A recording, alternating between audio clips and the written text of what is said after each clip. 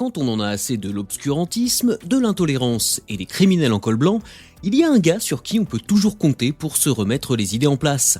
Un barbu ronchon, antipathique et même un peu parano sur les bords, mais dont le génie narratif ne prend pas une ride malgré les décennies qui défilent. Salut à vous pauvres mortels, je suis Chris. Ensemble, on parle comics et culture populaire, et dans l'épisode d'aujourd'hui, on revient sur les premières années d'une légende de la bande dessinée internationale, Alan Moore.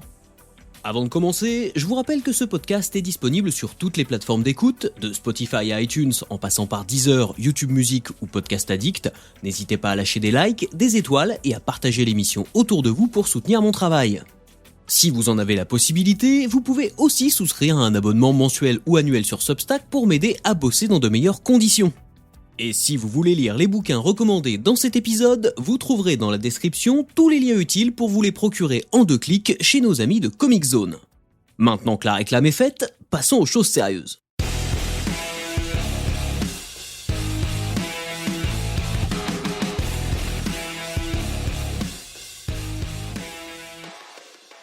Né en 1953 à Northampton, en Angleterre, Alan Moore, qui grandit dans un milieu ouvrier très modeste, est poussé par ses parents à sortir de la misère par l'éducation.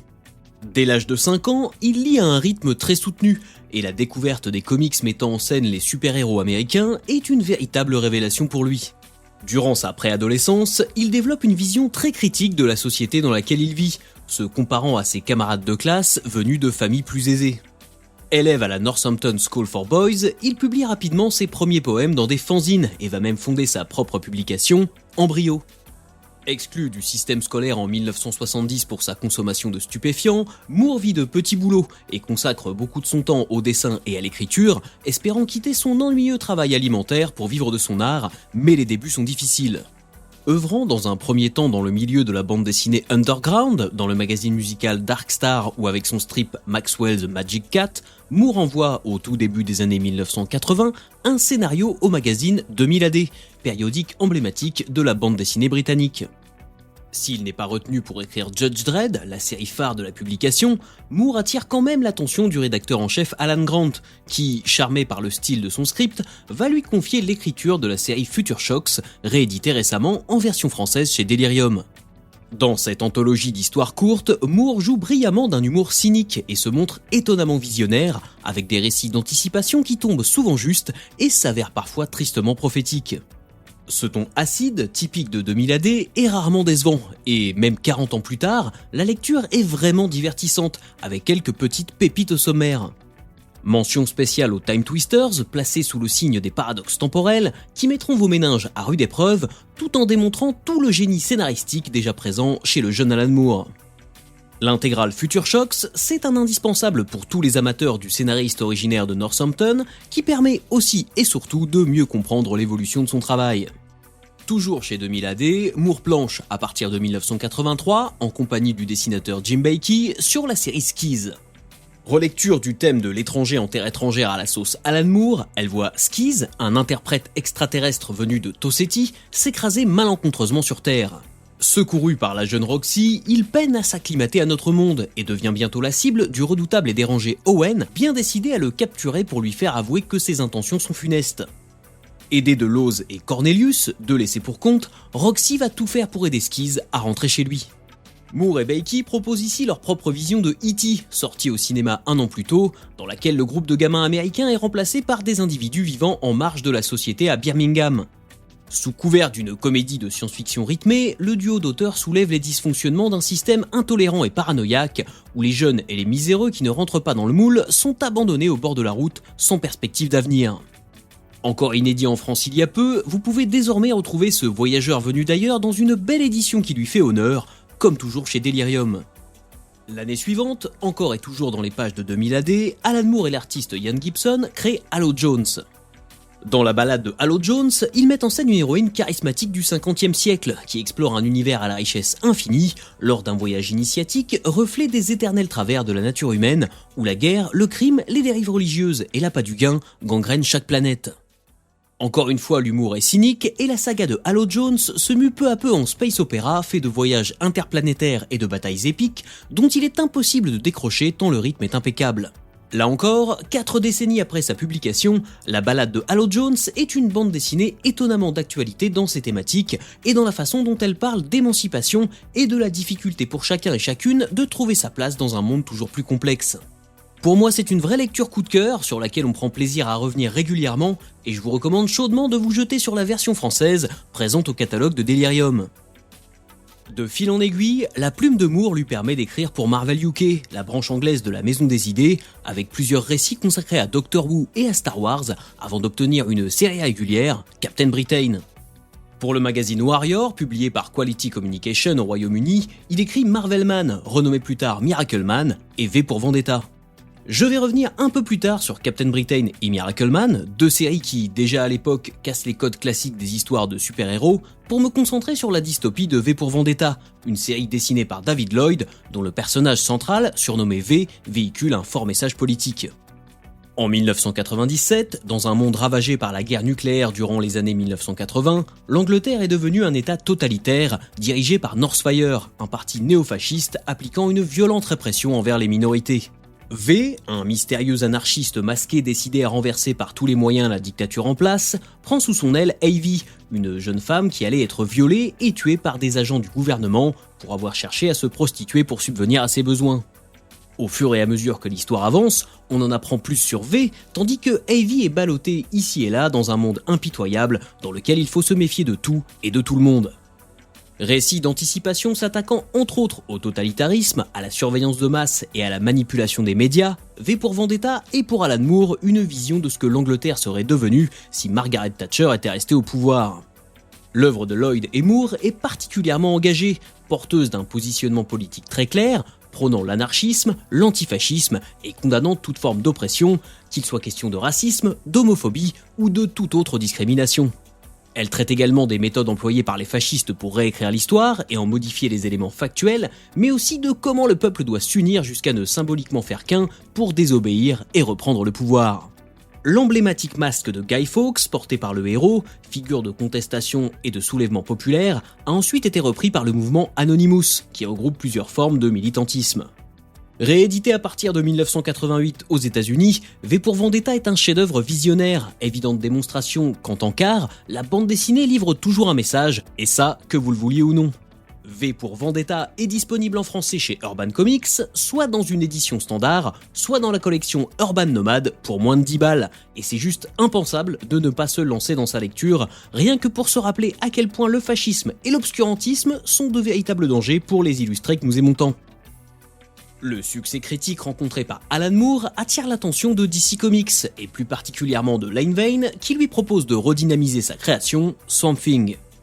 Le personnage, qui a fait ses premiers pas dans l'anthologie horrifique House of Secrets en 1971, bénéficie à l'époque d'une nouvelle série lancée pour surfer sur la sortie d'un film réalisé par Wes Craven en 1982.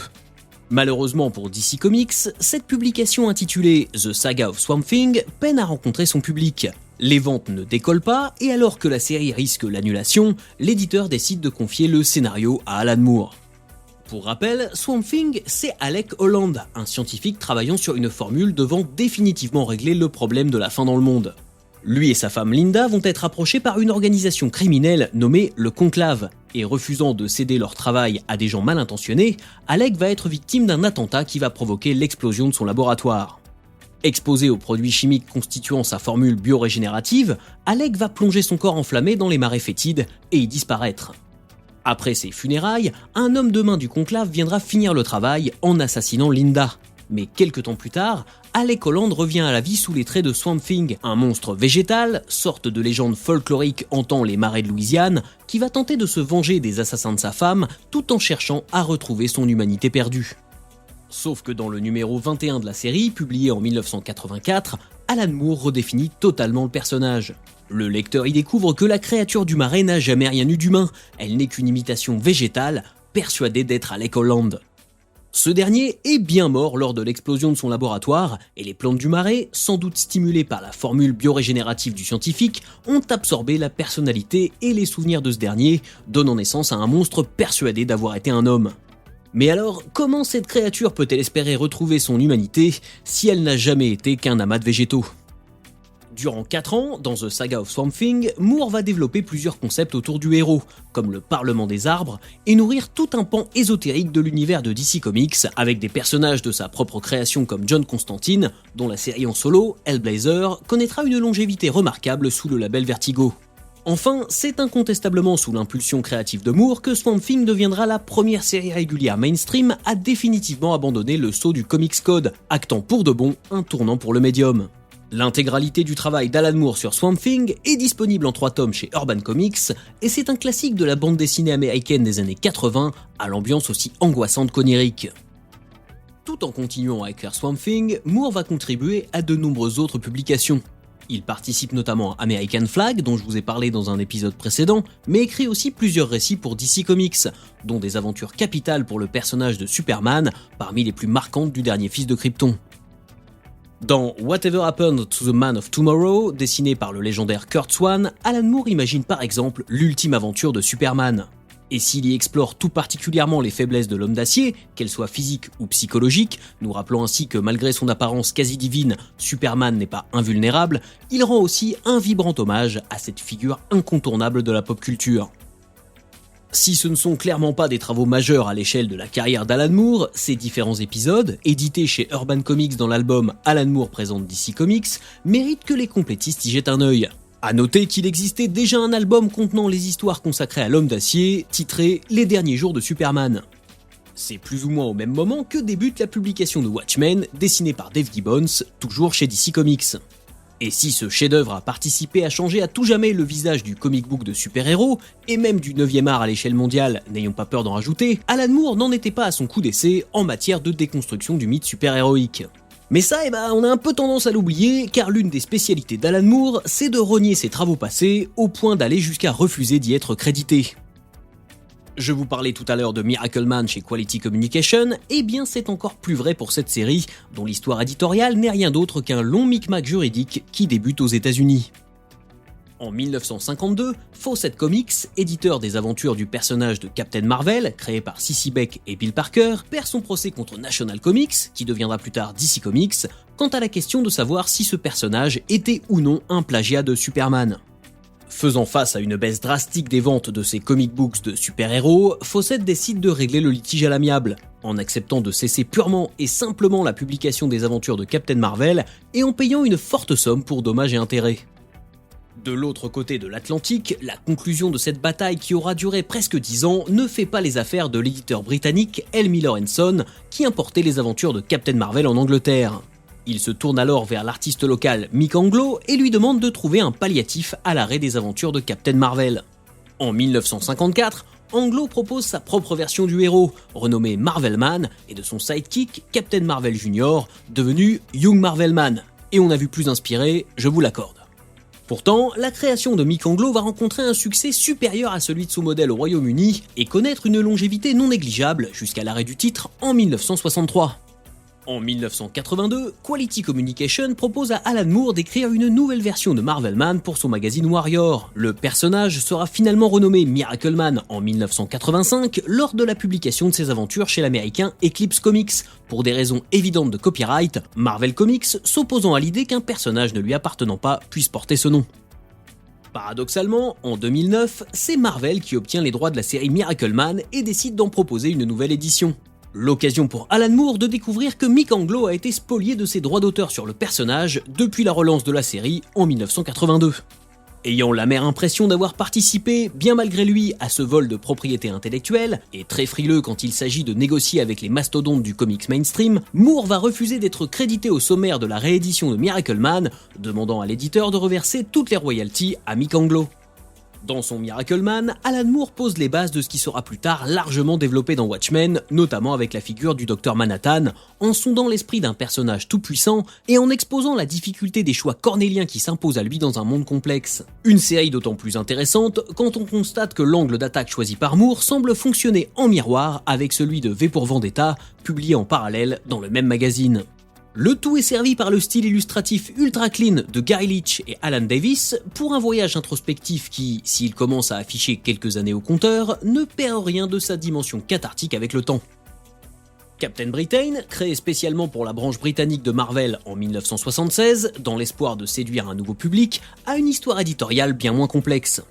Alan Moore prend la succession de Dave Thorpe en tant que scénariste de Captain Britain dans le 387e numéro du magazine Marvel Super Heroes en 1982, et commence très fort en tuant son héros, pour mieux le ressusciter par la suite bien entendu. Le duo qu'il forme avec le dessinateur Alan Davis, encore lui, va donner pas mal de corps au personnage de Brian Braddock et un ton plus mature, mais aussi plus cosmique et ésotérique à ses aventures. On y retrouve l'approche quasi psychédélique du Moore des débuts, qui colle très bien aux visions de Davis, mais aussi une forme de brouillon de ce que l'auteur fera quelques mois plus tard sur Swamp Thing chez DC Comics. Comme pour Miracle Man, Moore sera parfois crédité dans les réimpressions de Captain Britain sous la sobre appellation « le scénariste original ».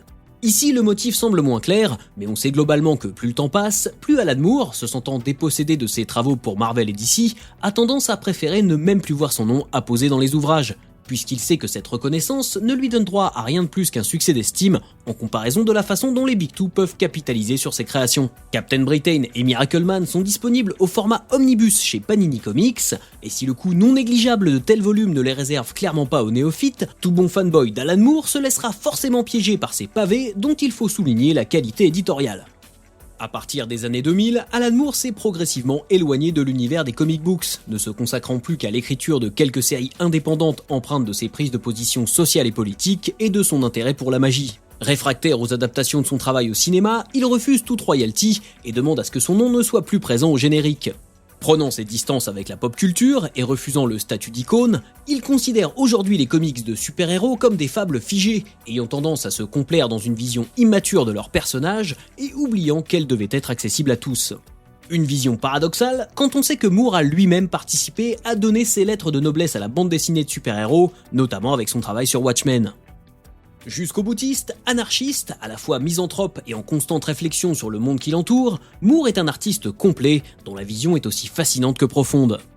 L'un des concepts chers à Alan Moore, notamment exploré dans V pour Vendetta et dans Swamp Thing, c'est la transfiguration des idées, ou comment un engagement passionné et la volonté de poursuivre un combat par-delà la mort peuvent se synthétiser pour survivre à travers des symboles plutôt que des individus. Et finalement, ça résume plutôt bien la carrière de Moore, s'effaçant volontairement de ses propres œuvres pour ne laisser derrière lui que son message.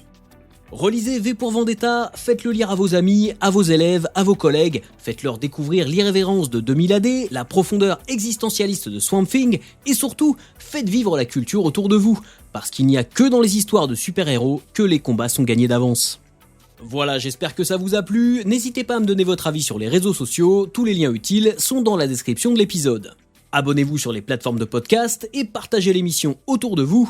Moi je vous donne rendez-vous très bientôt sur Substack et évidemment jusqu'à la prochaine fois, je compte sur vous pour avoir de saines lectures.